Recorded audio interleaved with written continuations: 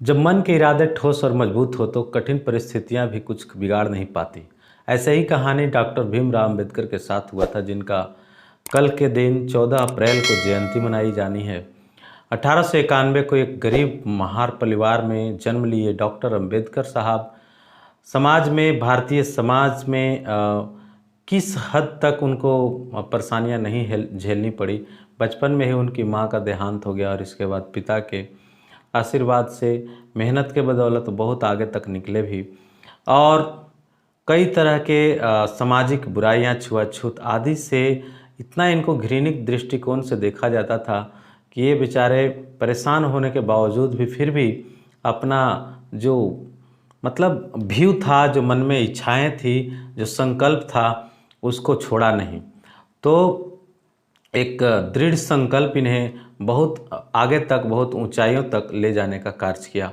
तो कुछ इसी तरह की कहानियाँ जो मैं आपके साथ आज भीमराव अंबेडकर के बारे में बताने वाला हूँ, तो याद रखेंगे, ध्यान से देखेंगे इसको और समझने की कोशिश करेंगे कि आखिर किस प्रकार से बाबा साहब अम्बेडकर ने अपने आप को मजबूती से एकदम बांधे रखा।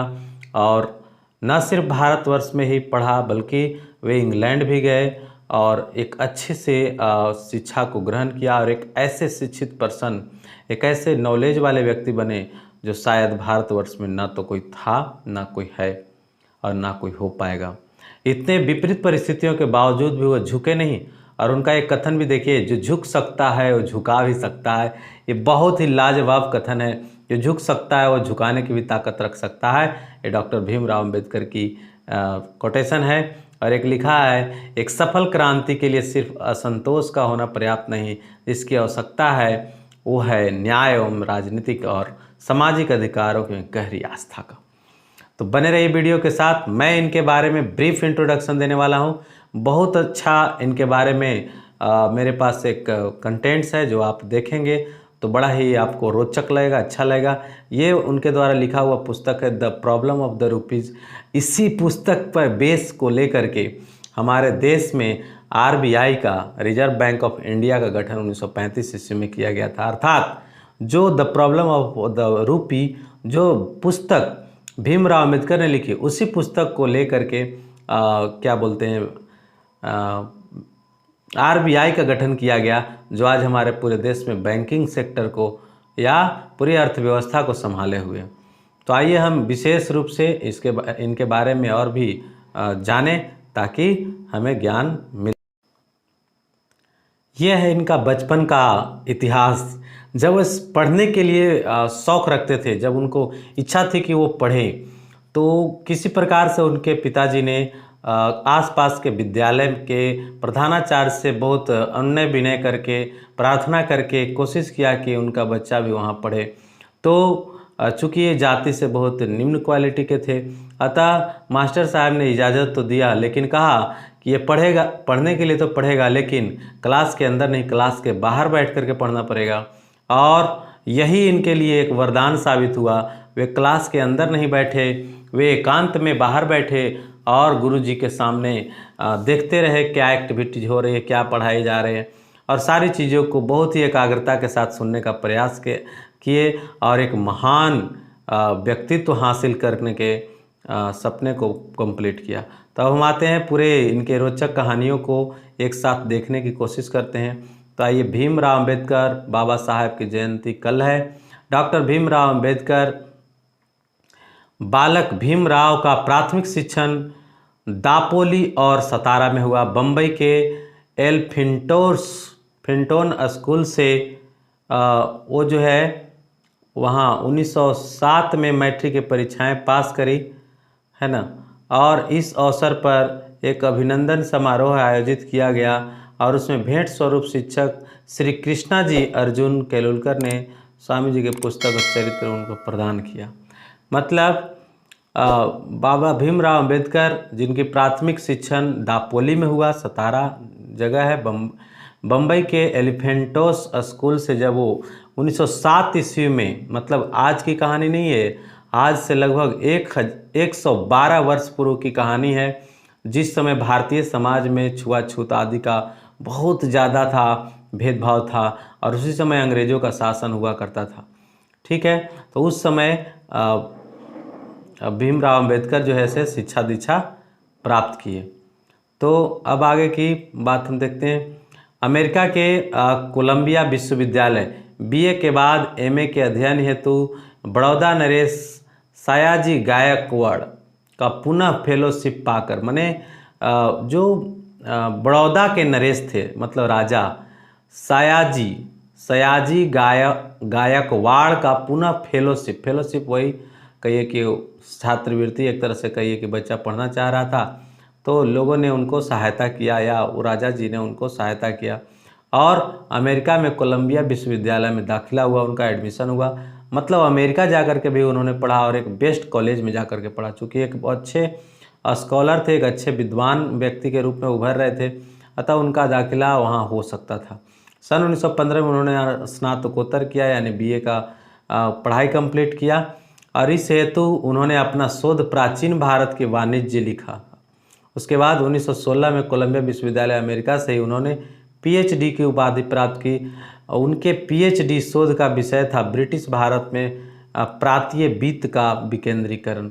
मतलब एक ऐसी पुस्तक लिखे जो असंभव था असाधारण पर्सन के लिए, और उन्होंने ये लिख करके अपने आप को प्रूफ किया कि आदमी यदि संकल्प के साथ आगे चले तो बहुत कुछ प्राप्त कर सकता है। बाधाएं तो आएंगी, इसमें तो कोई शक नहीं है।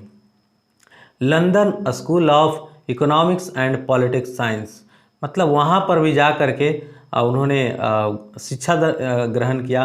फेलोशिप समाप्त होने पर उन्हें भारत लौटना था, अतः वे ब्रिटेन में होते हुए लौट रहे थे। उन्होंने वहाँ London school of economics and political science में एमएससी और डीएससी और विधि संस्थान में वार एट लॉ की उपाधि हेतु स्वयं को पंजीकृत किया और भारत लौटे। सबसे पहले छात्रवृत्ति की शर्त के अनुसार बड़ौदा नरेश के दरबार में वो पहुँचे। मतलब जब वो इंग्लैंड से वापस आया तो उन्होंने घमंड नहीं किया, उनको ये नहीं हुआ कि हम तो बहुत अब विद्वान आदमी हो गए तो अब किसी को हम समझेंगे नहीं। वे जब लौटे तो जिनके माध्यम से वो बाहर के गए थे एजुकेशन ग्रहण करने के लिए, उच्च शिक्षा को प्राप्त करने के लिए, तो उन बड़ौदा नरेश के पास वापस आए और उनसे कहा कि मैं आपका सेवा करना चाहता हूँ, अब मैंने शिक्षा दीक्षा तो प्राप्त कर ही ली है।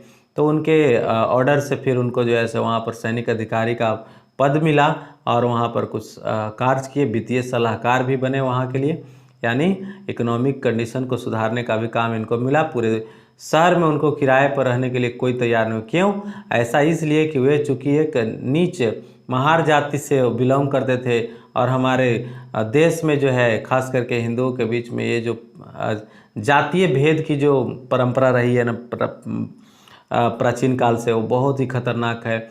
और इतने बड़े विद्वान व्यक्ति के लिए भी ये जात पात कितना बड़ा मतलब एक तरह से अभिशाप बन करके उनके लिए उभरा है ना। तो एक समस्या उनके लिए बन गया कि आखिर वो कहाँ रह गए, कहाँ रहेंगे, इसलिए वो वहाँ से पुनः लौटे और चले गए मुंबई। इसके बाद आगे देखेंगे अशिक्षित और निर्धन लोगों के जागरूक बनाने के लिए लिया काम। मतलब उन्होंने सोचा कि जो इतनी सारी हमारे समाज में बुराइयां हैं तो इसका कहीं न कहीं कारण तो अशिक्षा ही है। निर्धन लोगों को, गरीब लोगों को उन्होंने जागरूक बनाने का काम किया। उन्होंने मूक और अशिक्षित और निर्धन लोगों को जागरूक बनाने के लिए मूक नायक और बहिष्कृत भारत साप्ताहिक पत्रिकाएं संपादित करा। ठीक है, मतलब 2 तरह के पत्रिकाएं लिखी और अपनी अधूरी पढ़ाई पूरी करने के लिए वे लंदन भी गए।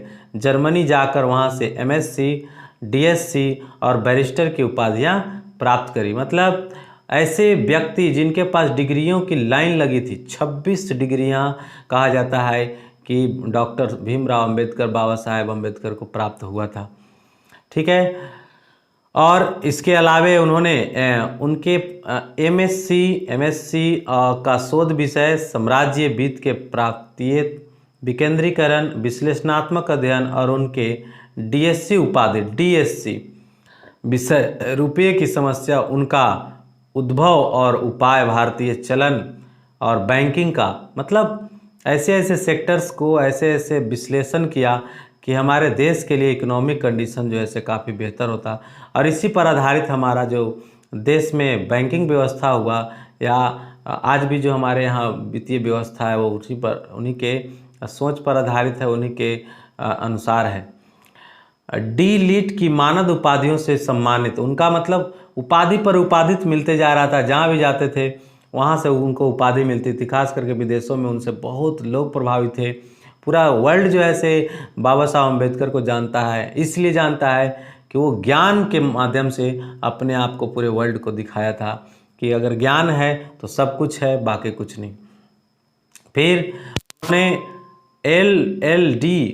LLD और उस्मानिया विश्वविद्यालय ने डी लीट की मानद उपाधि, ये सब बड़ी बड़ी उपाधियाँ जो है असाधारण पर्सन को मिलता है, और एक असाधारण पर्सन के रूप में हमारे बाबा साहब अम्बेडकर हुए थे, और जिनके मान सम्मान में हम लोग कल के डेट में जो है से क्या बोलते हैं, उनकी जयंती भी मनाते हैं, पूरा भारतवर्ष में मनता है। इस प्रकार डॉक्टर अंबेडकर वैश्विक युवाओं के लिए प्रेरणा बन गए। प्रेरणा तो बनेंगे ही ना। हमने एनालिसिस एक दिन किया था कि अगर इस संसार में ऐसे बड़े लोग नहीं होते, इतने शक्तिशाली, इतने विद्वान लोग नहीं होते, तो इस संसार की दशा कैसी रहती। आज इतना बढ़िया संसार जो दिखता है वो ऐसा नहीं दिखता, इतना रोमांटिक नहीं दिखता, इतना बेस्ट नहीं दिखता, इतना अट्रैक्टिव नहीं दिखता, इतना ग्रोथ होता हुआ नहीं दिखता। तो ऐसे लोगों की ज़रूरत इस संसार में है, और ऐसे लोगों का हमें रिस्पेक्ट करना चाहिए, आदर करनी चाहिए, और चाहिए कि ऐसे लोग समाज में उत्पन्न होते रहें। साथ ही BA, MA, MSc, PhD, barrister, DCSC और डी लीट आदि कुल 26 उपाधियाँ, देखिए यहाँ पर लिखा हुआ है कि 26 उपाधियाँ उन्हें प्राप्त हुई थी। ठीक है। इसके अलावे आर्थिक दृष्टिकोण से अगर देखें तो आर्थिक, वित्तीय और प्रशासनिक योगदान इनका क्या रहा।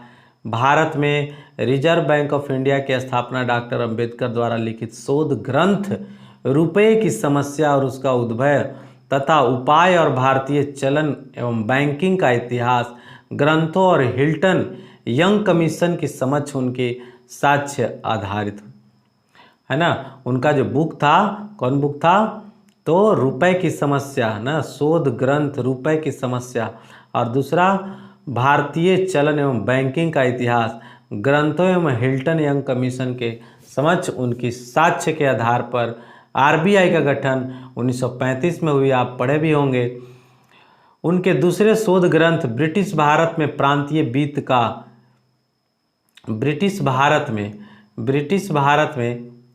प्रांतीय शोध का, सॉरी यहाँ पर है, कहाँ चला गया,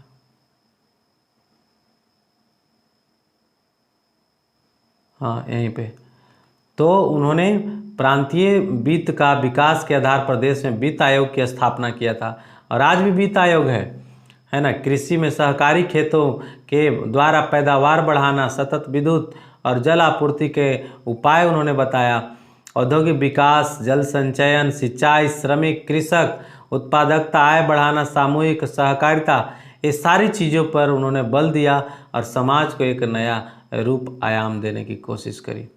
इसके बाद हम अगर बात करें तो संविधान तथा राष्ट्र निर्माण में इनका कितना योगदान रहा, तो उन्होंने समता, समानता, बंधुता, मानवता आधारित भारतीय संविधान को 2 वर्ष 11 महीने और 17 दिन के कठिन परिश्रम से तैयार करके 26 नवंबर 1949 को तत्कालीन राष्ट्रपति जो डॉक्टर राजेंद्र प्रसाद बने थे उनको सौंपकर देश के समस्त नागरिकों को राष्ट्रीय एकता और अखंडता और व्यक्तित्व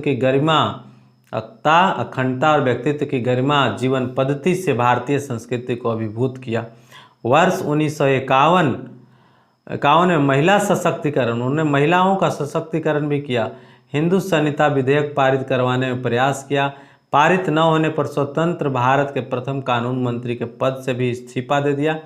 यानी एक जो ये विधेयक पारित करा रहे थे, किसके लिए, हिंदू संहिता के लिए और महिला सशक्तिकरण के लिए, जब इनका पारित नहीं हुआ तो उन्होंने क्या किया कि कानून मंत्री से उन्होंने इस्तीफा दे दिया। वर्ष 1955 में अपना ग्रंथ भाषाई राज्यों पर विचार प्रकाशित आंध्र प्रदेश, मध्य प्रदेश, बिहार, उत्तर प्रदेश, महाराष्ट्र को छोटे छोटे टुकड़े के रूप में प्रबंधन योग्य राज्यों में पुनर्गठित करने का प्रयास किया। मतलब ये सब बड़े बड़े राज्य थे तो इनको छोटे छोटे राज्यों के रूप में बांटने का जो प्रयास था या सोच था, विचार था, उन्हीं का था। और आज हुआ भी 45 वर्षों के बाद कुछ प्रदेश जो है सब बटे, जैसे पिछले ही कुछ वर्षों के पहले तेलंगाना बना था आंध्र प्रदेश से कट करके, और 2000 ईस्वी में पूरे झारखंड का निर्माण हुआ था, उत्तरांचल और उत्तराखंड का निर्माण हुआ था मध्य प्रदेश यूपी से भी कट करके। तो इनके द्वारा ये सारे चीज़, अब ये देखिए एक फ़ोटो जो दिया हुआ है, doctor Ambedkar delivering a speech to a rally at Yeola Nashik on 13 October 1935 1935।